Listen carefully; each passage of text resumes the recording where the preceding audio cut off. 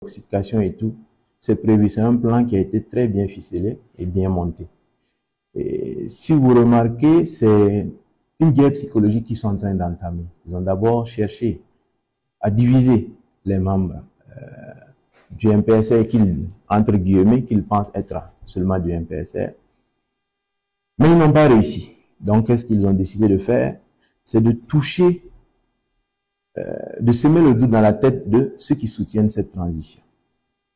Et c'est tellement bien ficelé que si vous ne faites pas attention, vous allez tomber dans le piège. Qu'est-ce qu'ils font? Ils vont vous mettre une bribe de vérité dans une publication et ils ajoutent de fausses informations dans le but de créer la psychose. Par exemple, moi, Capitaine Sorgho, peut-être quelqu'un apprend que moi je pars à Bamako.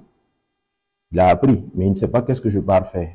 Donc il va dire sur les réseaux, Capitaine Sorgho est à Bamako pour telle ou telle chose. Il ajoute du mensonge. Et si vous ne faites pas attention, vous pouvez croire à ce qu'il dit. Parce qu'en réalité, je suis allé à Bamako, mais ils ne savent pas qu'est-ce que je suis allé faire. Mais ils le disent pour juste mélanger. Je pense qu'il y a une publication qui avait dit en tant que le capitaine Yabre et moi, on était à Lomé pour voir le président d'Amiba, je crois. Voilà. Ce moment, le DGNA était parti dans un cadre de travail avec tous ces, comment on dit ça, ces homologues des autres pays de la sous-région. La part de vérité, c'est que le capitaine Yabre était vraiment à Lomé. Mais moi, je n'y étais pas. Ils ne savaient pas qu'est-ce qu'il était parti faire, mais ils ont inventé ce qu'ils voulaient inventer. Donc, il y a ça pour essayer de nous discréditer, de nous monter la tête et tout. Et il y a également le fait qu'ils sont en complicité avec des chancelleries étrangères. Et tous ceux qui font ça, c'est surtout pour des intérêts individuels. Parce que, qu'est-ce qu'il faut faire? Pour pouvoir nous déstabiliser, il faut créer des mensonges qui pourront être peut-être vérifiés ou quelque chose comme ça. Donc, qu'est-ce qu'ils font? Ils vont vous fabriquer des choses, ils ont leur plan, ils déroulent. Dès que vous découvrez certaines informations, ils anticipent et ils communiquent. Genre, nous allons arrêter telle ou telle personne, il y a quelque chose qui va se passer ici, telle ou telle chose, parce qu'ils savent. L'objectif recherché, c'est quoi? Dans les deux cas, je pense qu'ils gagnent. Parce que si nous décidons de ne pas arrêter ces personnes, qu'est-ce qu'ils font? Ils continuent à dérouler leur plan. Si vous arrêtez ces gens, le fruit de la communication mensongère qu'ils ont eu à faire va se confirmer. Et les gens vont dire, effectivement, ils avaient dit ça, et voilà que ça se confirme. Pourtant, en réalité, dans leur publication, ils font exprès. Ils vont citer les gens qui sont vraiment mêlés dedans et ajouter d'autres personnes qui ne sont pas mêlées à ça, forcément.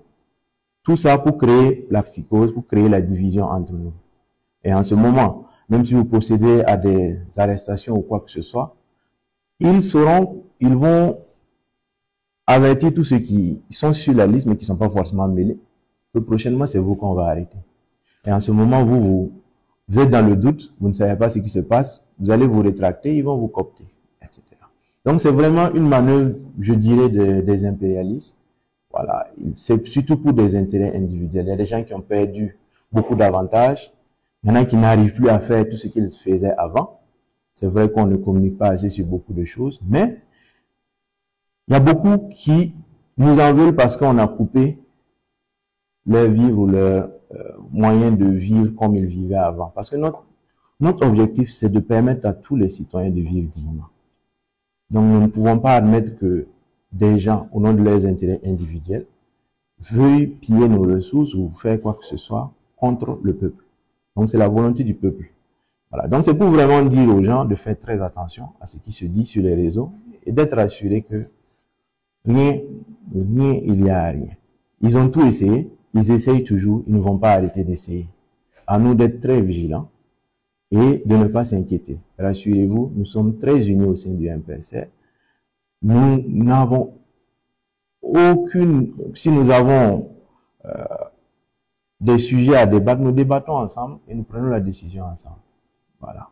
Donc, c'est pour vous dire que rien, tout ce qui se raconte sur les réseaux, c'est juste des histoires. C'est juste pour diviser, pour nous empêcher en fait de nous concentrer sur nos objectifs. Parce que nous, on avait décidé de ne pas parler de ça et de nous concentrer sur la guerre, sur tout ce qu'il y a à faire. Moi, je suis commandant d'un bataillon d'intervention rapide. Je préfère me concentrer sur la guerre plutôt que de me concentrer sur ces histoires. Voilà. Donc, l'objectif, c'est de nous distraire. On n'aura pas de résultats sur le terrain et ça va impacter. Voilà. Donc, nous tenons vraiment à rassurer les gens que tout va très bien entre nous. Il n'y a aucun souci. Au sein des FDS, nous n'avons aucun souci. Nous travaillons avec tout le monde. Il n'y a aucun souci avec